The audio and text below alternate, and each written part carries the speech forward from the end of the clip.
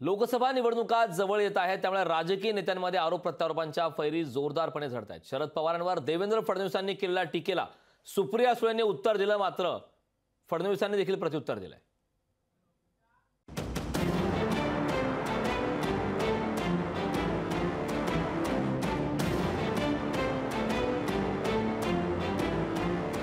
सुप्रिया सुळे आणि देवेंद्र फडणवीस यांच्यातील वाकयुद्ध राज्यात चर्चेचा विषय झालाय।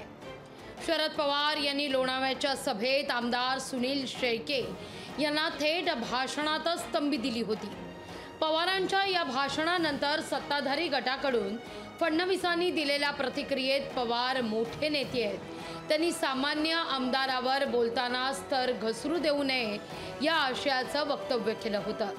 ते कुठल्या स्तराला आहेत आणि जर अशा प्रकारे ते आमदारांना धमक्या द्यायला लागले तर मला असं वाटतं कुठेतरी त्यांचा जो स्तर आहे तो खाली येईल आणि मला वाटत नाही की कोणी आमदार अशा प्रकारे त्यांना किंवा त्यांच्या कार्यकर्त्यांना धमकी देत असेल। मात्र फडणवीसांच्या या वक्तव्याला सुप्रिया सुळेंनी लागलीच प्रत्युत्तर देत त्यांना सुनावलंय।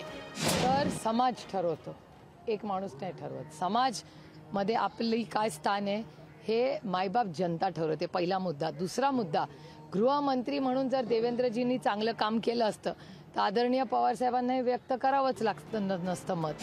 सुप्रिया सुळे इथंच थांबल्या नाही तर त्यांनी राज्यातल्या कायदा सुव्यवस्थेच्या प्रश्नावरच बोट ठेवलं।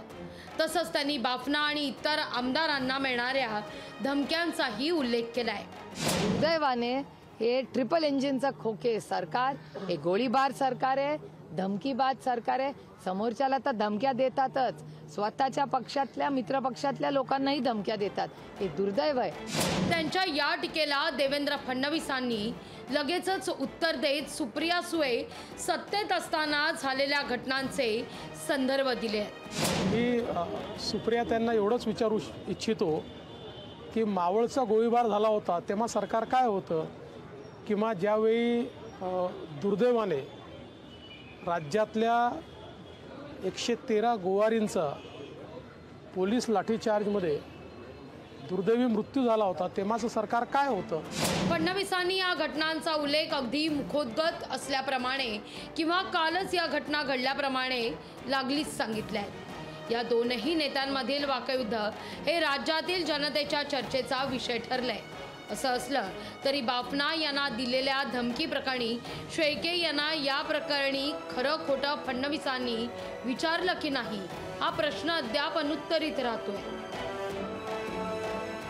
ब्युरो रिपोर्ट, लोकशाही मराठी। लोकशाही मराठी, ऐका, पहा, जागरूक रहा।